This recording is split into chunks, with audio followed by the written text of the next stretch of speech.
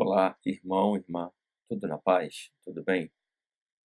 Estou aqui mais uma vez para a nossa terceira aula da Escola Dominical da revista PEC. Vamos começar a aula. Estarei aqui no cantinho da sua tela, passando a aula em slide.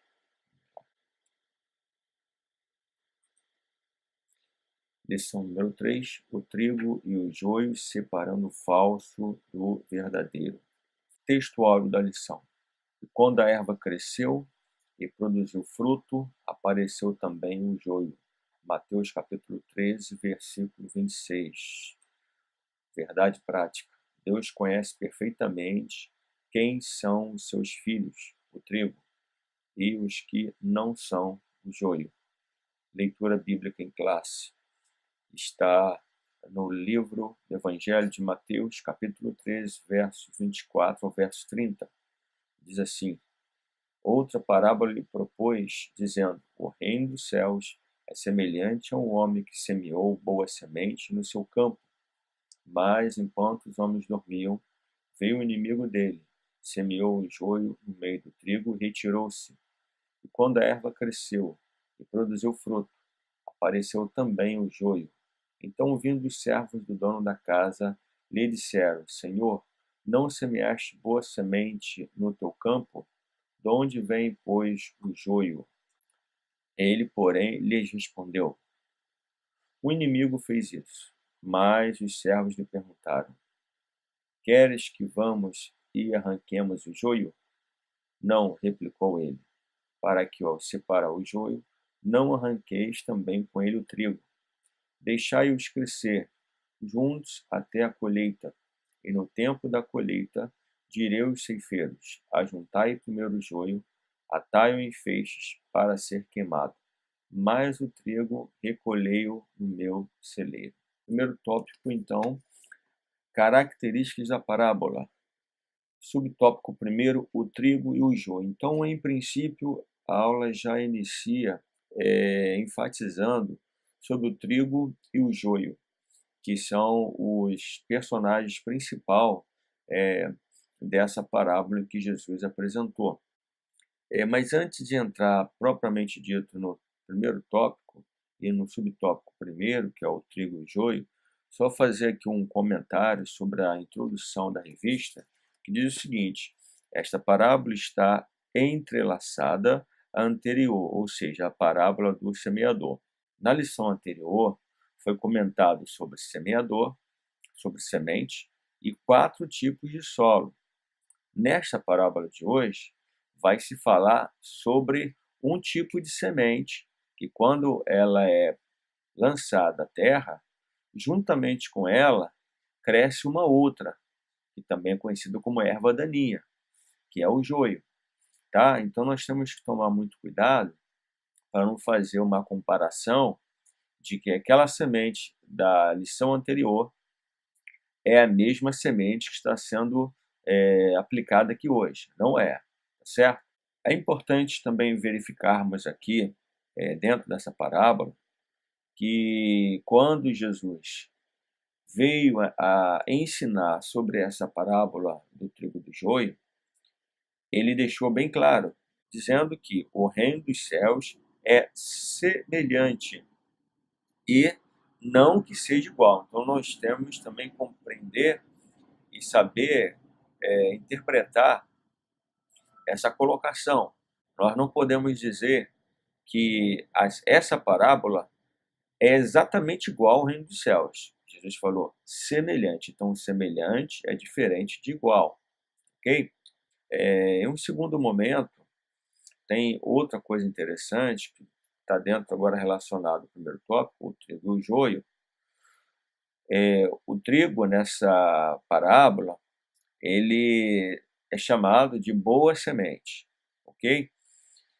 Que, conforme a interpretação de Jesus aos seus discípulos que ali estavam ouvindo, ela simboliza os filhos do reino. Então, veja como é diferente no pé da letra, né, no sentido literal da palavra, isso fica melhor a compreensão desta forma, da parábola do semeador.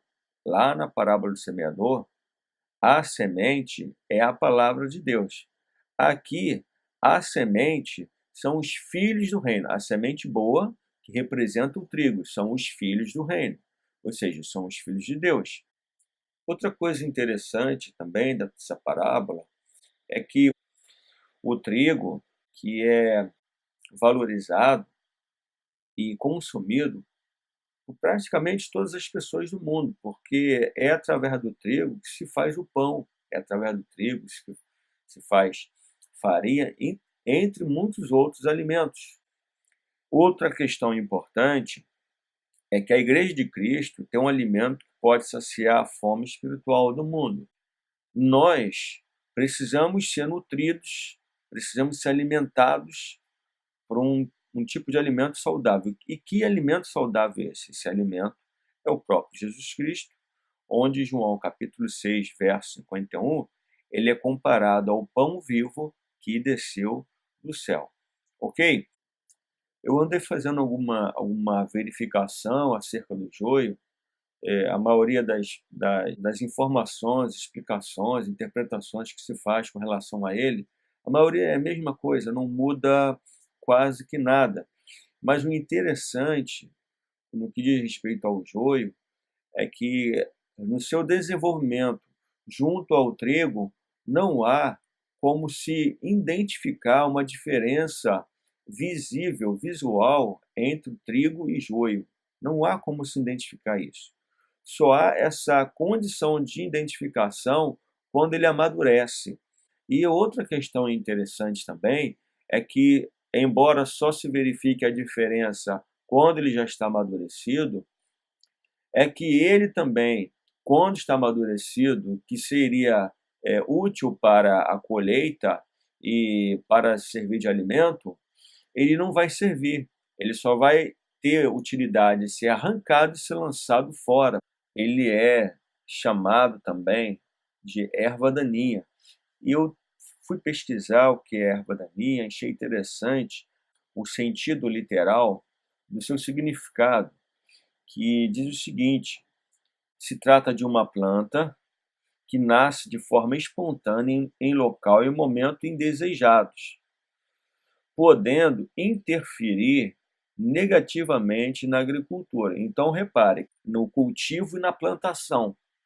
E é algo que ocorre em que o agricultor não espera, ele não sabe quando vai acontecer, em que plantação vai acontecer, em que terreno vai acontecer. Segundo item aí do primeiro tópico, característica da parábola, segundo item, o semeador e o campo. Reparem que Jesus falou que o semeador é um homem, tá, que semeou boa semente no seu campo, ok?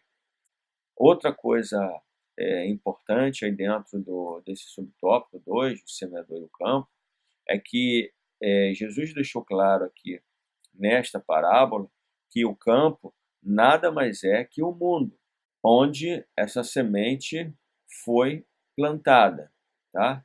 Outra coisa importante aqui nesse subtópico 2 é que o proprietário desta terra, ele não quer correr o risco de perder nenhum pezinho de trigo, ele não quer perder ninguém.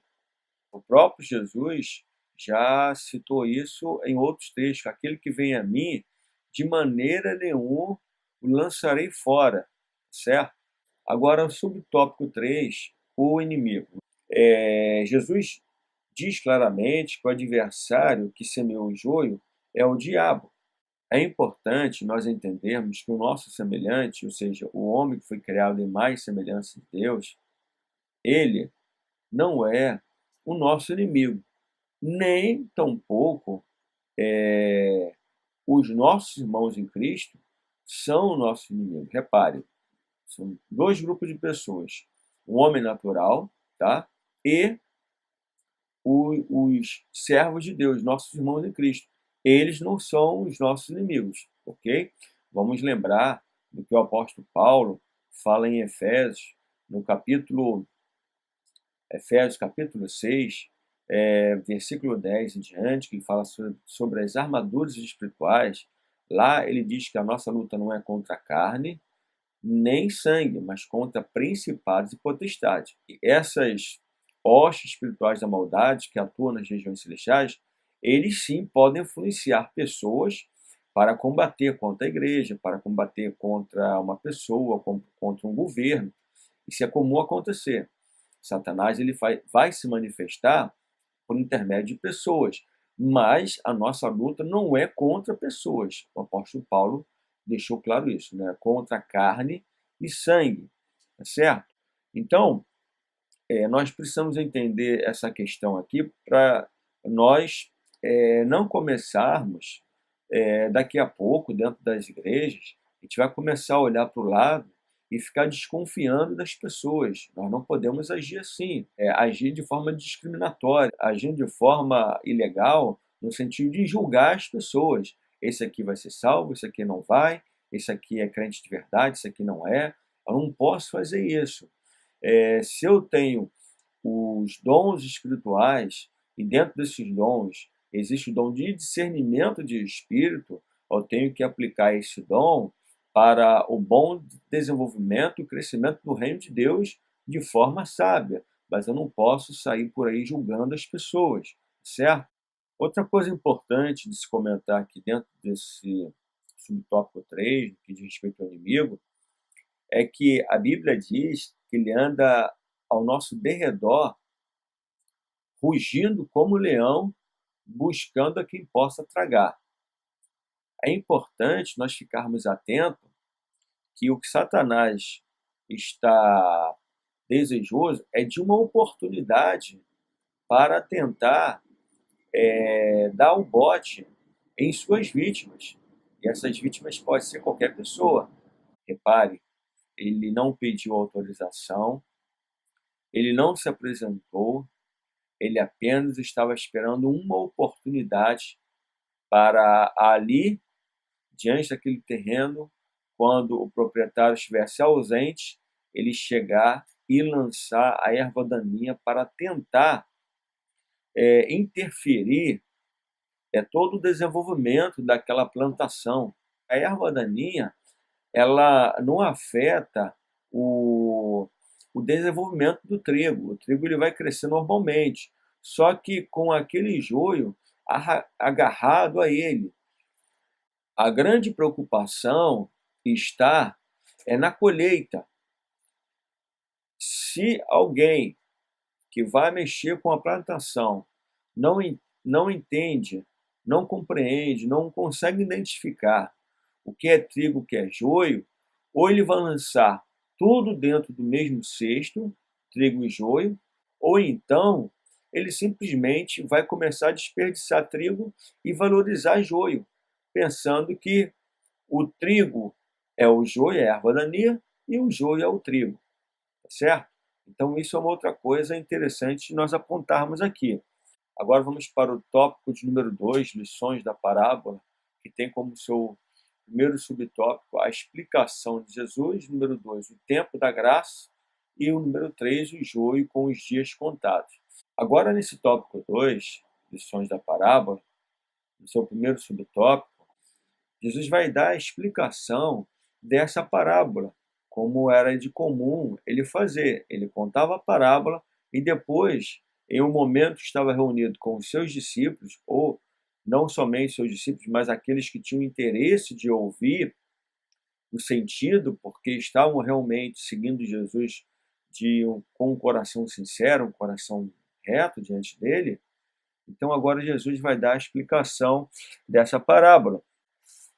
Acerca dessa explicação de Jesus da parábola, ele deixou bem detalhado, de forma que não há como um leitor, ainda que leigo, não consiga interpretar ou compreender esse texto, porque ele ficou bem detalhado pelo próprio Senhor Jesus Cristo, ok? Número 2, o tempo da graça.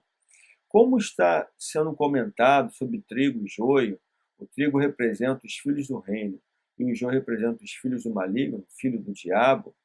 E está falando de dois tipos de povos. Está falando do povo que vai subir à igreja, né, militante, E está falando do joio, que é um grupo de pessoas que não vai subir, mas que vive no meio do trigo, que está ali presente, que está ali participando, está ali convivendo, mas não é trigo. Quando que será a consumação dos tempos? Em que vai haver a separação entre joio e trigo. Da mesma forma que Satanás e seus anjos, ele está lutando e aproveitando todas as oportunidades para ceifar o máximo de vidas possível, Cristo, através do Espírito Santo, está trabalhando mediante a sua igreja para que almas venham se render aos seus pés. Agora, uma coisa importante: este papel de evangelização, de ganhar-se almas, é uma função nossa, é uma função da igreja. Amém? Agora, no subtópico 3, o joio com os dias contados, tem praticamente o mesmo sentido, mesma continuidade de assunto do subtópico anterior. É importante ressaltarmos que não pode haver essa separação de trigo e joio fora do seu tempo e não feito pela pessoa de Jesus Cristo. Outra coisa importante: pode demorar, mas o mal não coexistirá para sempre com o bem. Até porque, no primeiro livro de Salmos, verso 5, diz que, pelo que os ímpios não subsistirão no juízo, nem os pecadores na congregação dos justos. Então, quem está falando isso é a palavra de Deus, o salmista está falando isso, e quem faz essa separação, esse julgamento, não sou eu, não é você, é o próprio Deus. Ok? Então, outra coisa interessante também dentro desta lição, aqui no subtópico 3, não importa se o joio aparenta espiritualidade, se está no púlpito ou se faz milagres. Isso é muito sério, meu irmão, minha irmã, porque é lamentável, mas em muitas igrejas há pregadores, líderes que estão enganando pessoas, se fazendo de servo de Deus, mas na verdade são verdadeiros lobos.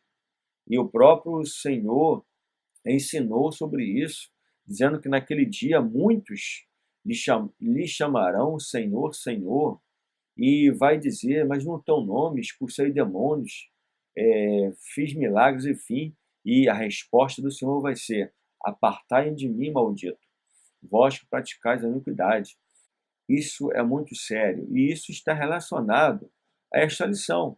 Olha o que diz Mateus, capítulo 7, versículo 22. Muitos me dirão naquele dia: Senhor, Senhor, não profetizamos nós em teu nome, e em teu nome não expulsamos demônios, e em teu nome não fizemos muitos milagres? Então lhes direi claramente: quem dirá? Jesus: nunca vos conheci, apartai-vos de mim, vós que praticais a iniquidade. Então isso aqui é muito sério e isso aqui está relacionado a joio, ok? Tópico 3 da lição: conclusões da parábola, e subtópico 1, a impaciência dos servos. O irmão ou a irmã deve ter observado que lá na parábola, quando Jesus contou, os servos ficaram impacientes e chegaram para aquele senhor e perguntou: Senhor, não semeaste boa semente no teu campo? De onde vem, pois, o joio? Então, o Senhor responde a eles: um inimigo fez isso. Um inimigo fez isso.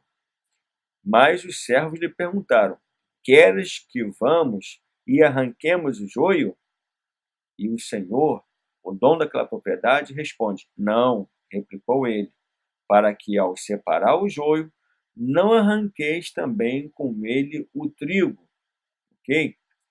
Deixai-os crescer junto até a colheita, e no tempo da colheita direi aos ceifeiros: ajuntai primeiro o joio, atai-o em feixes para ser queimado, mas o trigo recolhei-o no meu celeiro. Nós não podemos nos precipitar para tentar cortar o mal pela raiz, no sentido de arrancar do nosso meio quem nós achamos que não é do reino. Nós temos que tomar muito cuidado. Por outro lado, não se pode deixar as coisas correr frouxo. Não pode deixar que haja desordem na igreja, não pode deixar que haja indisciplina na igreja. Subtópico 2, o joio na igreja. Quando Jesus quis dizer que na plantação surgiu o joio, ele não quis dizer que por esse motivo deixa-se a igreja ficar de qualquer maneira, certo? Não é isso. Tanto que a Bíblia diz que sem santificação ninguém verá o Senhor.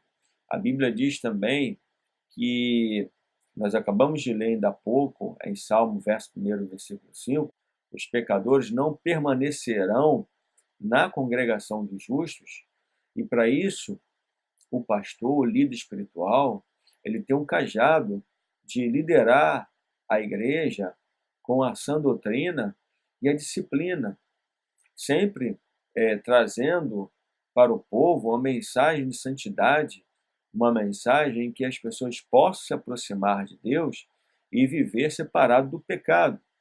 Então, se esta igreja não tiver esse ensinamento e ela não estiver sendo orientada mediante um bom ensino da doutrina bíblica, ela vai ser afetada pelo mundo, pelas condutas mundanas.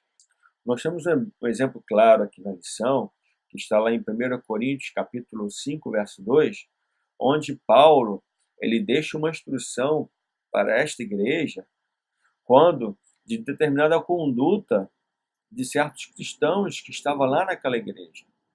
Nós sabemos que a igreja de Corinto era uma igreja cheia de dons e talentos. Todos os dons espirituais eram aplicados àquela igreja. Existiam irmãos ali que faziam uso dos dons espirituais que Paulo ensinou nas suas cartas. Porém, era uma igreja problemática, uma igreja onde existia os pecados mais graves, que isso o deixava preocupado. Subtópico 3, o destino do trigo. Então, uma outra coisa importante aqui, que precisa ser enfatizado, é que nós, igreja, o que nós temos visto é exatamente o contrário. Fomos chamados para influenciar, não para sermos influenciados. Nós não podemos nos permitir sermos influenciados pelo mundo, mas nós temos que influenciar, ok? Então, guarde esse apontamento aí e que Deus te abençoe. Estamos já concluindo a lição de hoje. E o verdadeiro trigo de Deus permanecerá enquanto o joio será finalmente separado. Agora, repare algo interessante aqui nessa lição. Quem é trigo tem identidade, tem DNA divino e não deve deixar nada macular quem ele é, ok? Outra questão interessante aqui no que diz respeito ao destino do trigo é que eu e você não somos semente transgênica, mas semente do Espírito Santo. Semente transgênica é aquela semente que é feita em laboratório, onde há mistura de outras espécies. Não há mistura no nosso DNA. O nosso DNA é um DNA que foi trabalhado, moldado pelo Espírito Santo. Eu e você fomos moldados pelo Espírito Santo, trabalhado por Ele. Nós tivemos um novo nascimento, nós não podemos permitir que Satanás agora venha tentar nos contaminar. Nós podemos estar rodeados de ervas daninhas, nós podemos estar rodeados de joio, mas nós não podemos nos permitir que eles venham nos afetar, que eles venham nos contaminar. Nós temos que influenciar. E certamente a nossa influência, certamente a nossa conduta como cristão vai fazer com que o mal saia. Vai se cumprir Salmo 1, verso 5, que eles não vão permanecer na congregação do justo. O ímpio não vai permanecer, ele vai se afastar. Quanto mais trigo, mais joio. Nós já tínhamos comentado sobre isso. Então, eu, como cristão, eu tenho que fazer a aplicação desta lição ao meu coração. E mediante essa aplicação, eu preciso retirar tudo aquilo que me impede em viver em santidade. Então, meu irmão, minha irmã, um abraço para você. Deus abençoe na sua aula, na sua igreja, no seu PG, na sua casa, enfim. Que você possa ter uma aula abençoada, que essa aula de hoje possa lhe trago compreensão, possa ter lhe ajudado de alguma forma. Você pode deixar aí seus comentários, suas críticas, o que você sentir no teu coração. Com muito carinho fazemos isso, e o nosso objetivo aqui é estar ministrando, compartilhando da palavra do Senhor. Deus te abençoe, até a próxima, um abraço, tchau, tchau.